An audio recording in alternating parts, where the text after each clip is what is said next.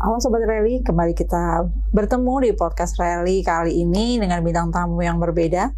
Kali ini masih di area Jawa Barat, Bandung ya? Mana Kak? Cimahi. Nah, Cimahi. Perkenalkan diri dah Kak.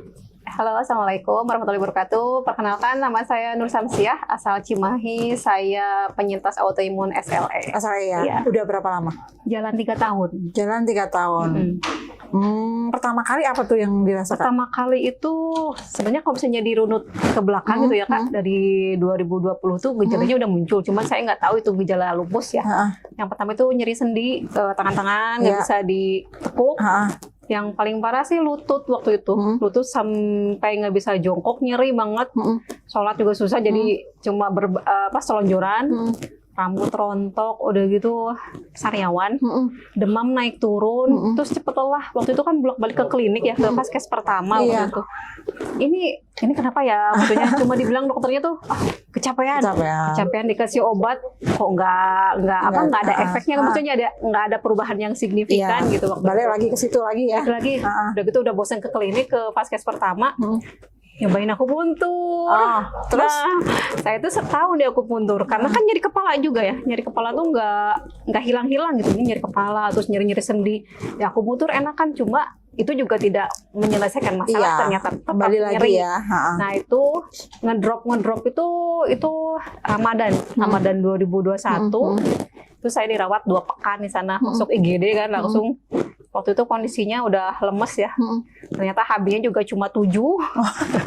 HB 7, kemudian glukosanya cuma 51 waktu itu. Ya dirawat inap.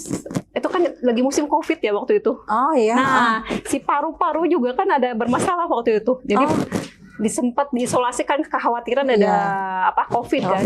Udah tes PCR kan hasilnya lama ya, maksudnya 5 hari. Iya, waktu 5 hari itu ya.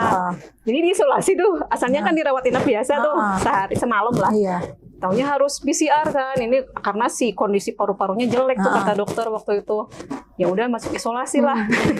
Shock kan, isolasi, nggak ada yang nemenin dong. Ini dok harus isolasi, iya harus masuk isolasi, harus PCR berarti harus diisolasi katanya. Jadi masuk isolasi lah akhirnya.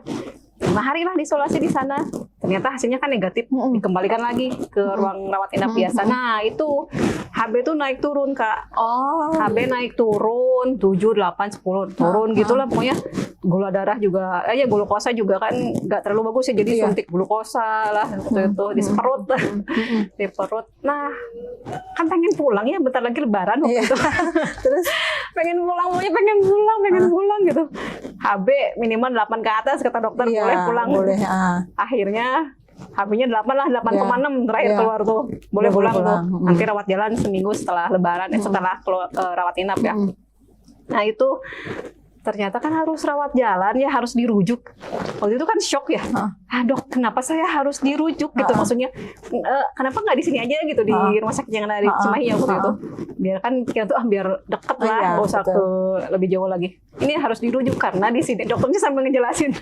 Di sini peralatannya kurang lengkap, terus obat-obatannya juga tidak ada lah ya untuk misalnya untuk autoimun. Waktu itu masih suspek Kak. Iya, dokternya udah suspek sama kan ya. Suspeknya anemia hemolitik malah. Oh iya. Nah itu anemia hemolitik. Waktu itu dikonsulkan, dirujuk lah ya ke rumah sakit swasta yang ada di Bandung yang tipe A tuh. Nah ke dokter hematolog waktu itu. Nah waktu itu kan dokter subspesialis ini kan saya bilang autoimun anemia hemolitik ya. Udah komtes belum? Belum dok. Di komtes lah itu, dites, cek lab, habis cek lab. Oh iya ini udah hasil komentarnya juga udah positif gitu ya. Oh ini positif. Ya memang ada anemia hemolitik juga gitu. Udah gitu tes cek lab lagi ya. Tes langsung anak profile tuh. Jadi seminggu sekali tuh ke rumah sakit gitu waktu itu tuh. Terus cek lab, anak profile, ternyata hasilnya juga ada lupus kan. Ada lupus. Nah, ada lupus, ada SL. Jadi katanya tuh ya SL-nya, si lupusnya itu udah nyerang darahnya. Jadi makanya ada anemia hemolitik, makanya si HB tuh turun naik ya. Iya, betul. Dan sampai sekarang itu HB tuh paling angkanya 10, 11 tapi nggak sampai ngedrop kayak berarti keterlibatannya darah ya? Keterlibatannya darah. Iya. Nah, itu akhirnya kan waktu itu kan nyari-nyari informasi tuh setelah keluar rawat inap tuh. Aduh, ini anemia hemolitik kan waktu itu kan belum tahu lupus. Nyari informasi, ikut gabung ke boleh disebutkan komunitasnya? apa-apa. Ya SDF, kemudian juga saya cari informasi tentang lupus. Oh, lupus ini ada nih di IG kalau nggak salah ya. Nah, ikut ada webinar, makanya waktu kan gabung ke Rally ya waktu. Rally kan webinar waktu itu webinar kan sering banget ya tahun 2021 tuh. Pokoknya saya pengen tahu si lupus tuh apa ya.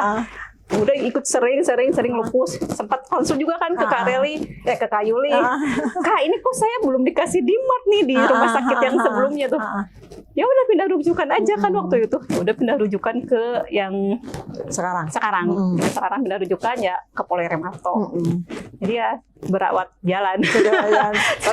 Berarti ini ya apa namanya flare up-nya pas sekali itu ya, yang benar-benar yang flare up parah itu yang pertama itu ya waktu awal diagnosa ya berarti ya. Awal diagnosa termasuk di rumah saya tuh seumur hidup baru sekali tuh. Itu masuk rumah sakit tuh langsung 2 pekan. Biasanya kan jarang sakit ya. Biasanya aktivitas, maksudnya mobilitas kan tinggi ya, gerak mana-kemana gitu. Langsung drop 2 minggu. Itu sesuatu banget sih Kak. Pas pertama kali kena di diagnosa tuh, gimana rasanya? Langsung diem ya diemnya karena nggak tahu ini sakit apa gimana? Lupus maksudnya. Lupus. Jadi inget kakak saya yang almarhumah. Kenapa? Kakak saya juga waktu itu kan lupus. Oh, sudah terdiagnosa lupus? Kakak saya tuh lupus almarhumah tahun 2011 kan informasi lupus tuh tidak segencar sekarang ya. Mudah diakses, mudah gimana. Pas lihat, kakak juga waktu itu lupus. Si kakinya juga bengkak-bengkak. Kak ya udah kena ginjal sih kalau jadi runut gitu ya. Jadi inget kesana sih cuma udah diem, nangis. Nangis di kamar gitu seharian. Aduh, saya kena lupus. Terus ya itu kan ada fase-fasenya yang Kak Yuli, Kak Alfred ceritakan juga ada fase melalui itu melalui itu pokoknya. Nangis sendirian gitu, kenapa harus saya gitu lah, pokoknya sesuatu banget lah Kak. Tapi sekarang gimana? Sekarang alhamdulillah udah menerima ya, maksudnya tinggal menjalani aja. Kita punya dikasih kesempatan hidup ya, dikasih kesempatan umur, kita pergunakan sebaik-baiknya. Maksudnya rutinitas ke rumah sakit ya kita anggap itu kan ikhtiar ya, ikhtiar kita gitu sebagai manusia.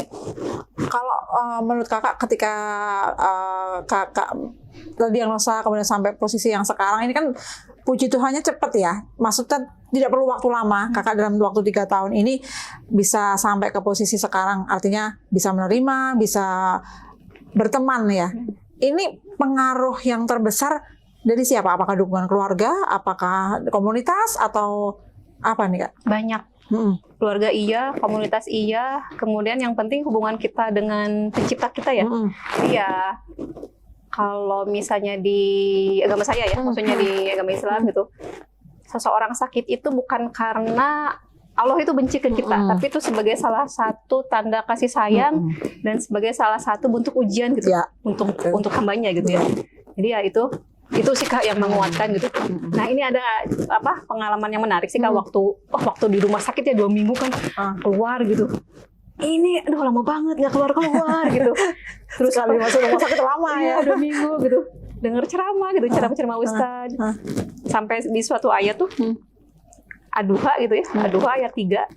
Ma rabbuka wa ma Ad-Duha wa laili idza saja ma rabbuka wa ma qala. Kalau salah tolong dikoreksi ya. Itu di ayat 3 yang paling ini. Allah itu tidak membencimu dan tidak meninggalkanmu. Nah itu yang saya pegang tuh. Allah tidak membenci saya gitu, tidak meninggalkan saya, insya Allah gitu. Jadi itu saya yang jadi penguat gitu. Iya. Kakak yakin itu ya? Ya yakin itu. Jadi ini sebagai salah satu bentuk kasih sayang. Cuman kapan waktunya saya dikasih mujizat remisi, kapan saya dikasih mujizat stabil, itu rahasia beliau kan. Kita sebagai manusia cuman harus berusaha dan berikhtiar gitu kan ya, melakukan apa yang menjadi bagian kita dengan sebaik-baiknya. Hasil akhirnya kita serahkan ke yang sutradara kehidupan gitu ya. Betul. Nah sekarang Kak, di sekitar kakak mungkin nggak banyak ya yang sakit seperti ini. Tapi kalau dilihat dari fisik kan nggak ada tanda-tandanya apa-apa nih. Orang ketemu Kak Nur nggak tahu nih kalau sakit, nggak bakal percaya gitu kan. Nah ini salah satu privilege kakak. Banyak teman-teman di luar sana yang lupus atau autoimun itu sudah merubah bentuknya. Jadi orang akan menganggap bahwa dia sakit yang aneh. Berarti di kakak nggak ada ya? sigma seperti itu ya? Nggak ada sih, cuma pas ketika konsumsi metil yang dosisnya tinggi pernah moonface doang sih. Moonface doang. Cuma bilang kok gendutan gitu. Oh, mengalami juga ya? Iya, itu mengalami itu. Tapi artinya kan selama 3 tahun ini kakak sudah termasuk progresnya cepat ya? Progresnya cepat. Tapi pernah nggak sih flare up atau hampir flare up kedua setelah yang pertama tuh? Pernah. Apa tuh? Yang pas terakhir kemarin. Oh, yang terakhir. Apa tuh? Itu yang almarhumah emak meninggal. Ikut berduka cita ya kak ya? Tanggal 16 Januari. Itu kan dirawat ya. Dirawat tuh dari Desember. Iya. 2 pekan. 2 pekan pertama udah gitu keluar rawat kontrol lagi. Ternyata harus dirawat inap lagi dan akhirnya meninggal di ICU. Itu almarhumah. Nah itu seminggu itu, badan. Iya pasti capek juga menunggu dan terutama kesedihan. Sedih pasti ya, akan. Iya. Kakak juga kan pernah ngingetin ya, jangan. pernah mengalami fase itu ya. Iya. Jadi tapi untungnya kan tidak sampai membuat flare up. Iya. Jadi seperti tadi pernah bilang tamu sebelumnya kan mengatakan bahwa harus ada target-target. Mau sedih boleh, tapi harus ada targetnya. Karena nggak bisa nih sedih yang berkelanjutan sehingga justru malah memporak-porandakan hidup kita sendiri gitu ya. Kak Nur kegiatannya sekarang apa? Sekarang itu saya lebih banyaknya WFH di rumah. WFH di rumah karena? Iya. Jadi gini Kak, setelah tegak dia kerasa lupus ada di kantor. Kan saya kerja di lembaga zakat dan kemanusiaan. Nah, waktu dulu kan mobilitas tinggi ya, mobilitas tinggi, Cimahi Antapani, jalanin tiap hari. Oke. Cimahi Antapani. Nah, Agustus 2021 di WFH kan. Sampai sekarang? Sampai sekarang. Jadi sepekan sekali ke kantor. Oh gitu. Tiap Senin. Tapi tidak merubah segala ininya. Artinya tidak tidak merubah, tidak melemahkan semangat kakak gitu loh. Awalnya iya. Karena serasa dibuang Kak. Iya, oke. Kayak dibuang gitu maksudnya tuh. Harus WFH ya. Saya sampai bilang gini, saya kan perlu ketemu orang, maksudnya saya juga pengen ada interaksi gitu, maksudnya tuh pengen ketemu. Yang dulunya aktif gitu kan, maksudnya ini harus tetap di rumah. Itu kondisi saya masih ini kan tegak tuh Juni ya, Juni 2021, WFH kan tuh Agustus 2021 ya, itu masih sok kuat gitu Kak. Iya. Masih sok kuat, saya kuat kok bisa. Enggak, kamu WFH aja katanya gitu. Karena melihat kondisi saya waktu itu memang lagi pucet banget Kak waktu itu. Pucet lah pokoknya. Tapi sekarang udah bisa ya menerima. Maksudnya nggak masalah sih kita di mana, yang penting kan kualitas kerjanya tetap sama gitu kan ya. Oke. Kayak gitu. Karena memang benar sih ada beberapa orang yang dia tidak bisa menerima ketika dia dianggap sakit, ya memang sakit sih sebenarnya, tapi istilahnya dibedakan, dia merasa didiskriminasi, padahal sebenarnya itu salah satu bentuk perhatian dari orang kantor mungkin ya. Tapi itu tadi ada yang tidak bisa menerima itu memang. Nah, sekarang harapan kakak gimana nih untuk selanjutnya? Kakak sudah menikah belum sih? Belum ya. Harapannya gimana nih? Harapannya nggak muluk-muluk sih Kak, yang bisa stabil. Kalau jodoh kan itu takdir ya. Maksudnya itu semua ada digariskan oleh Allah gitu. Jadi sekarang nggak ngoyo sih. Pengen ini, pengen itu, pengen ini. Yang penting saya bisa jalanin hidup sekarang yang semampu yang saya bisa gitu. Sebaik yang bisa saya berikan gitu. Ingin bermanfaat sih untuk orang lain gitu intinya tuh. Amin. Terus itu kan kakak kayaknya pernah nulis ya, menulis ya.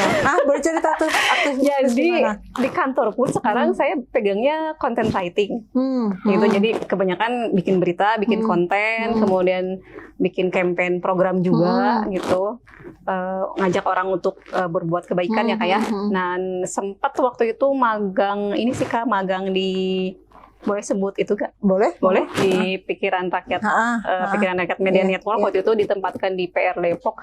Cuma nggak lanjut sih waktu itu. Kenapa? Cuma tahan berapa bulan ya. Kan pressure ya? Rasanya lumayan. Iya. Lumayan. Ini kan maksudnya kerjaan kantor juga harus dikerjain kan. Terus gitu ya. Itu kan tahu. Iya.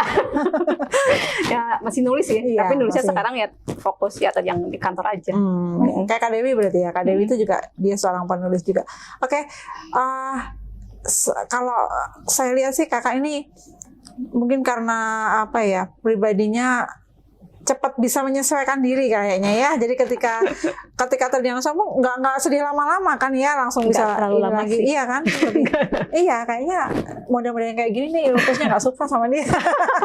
Amin, biar cepet-cepet pergi. Oke Kak, sukses terus ya. Amin. Semoga Iya. tetap stabil terus, bisa berkarya terus. Karena saya yakin bahwa apa yang kakak lakukan ini berguna bagi orang lain. Kebaikan yang kakak terima ditularkan ke orang-orang lain dan mengajarkan serta mengajak orang lain untuk berbuat kebaikan. Mudah-mudahan ini akan menjadi jalan ibadah kakak.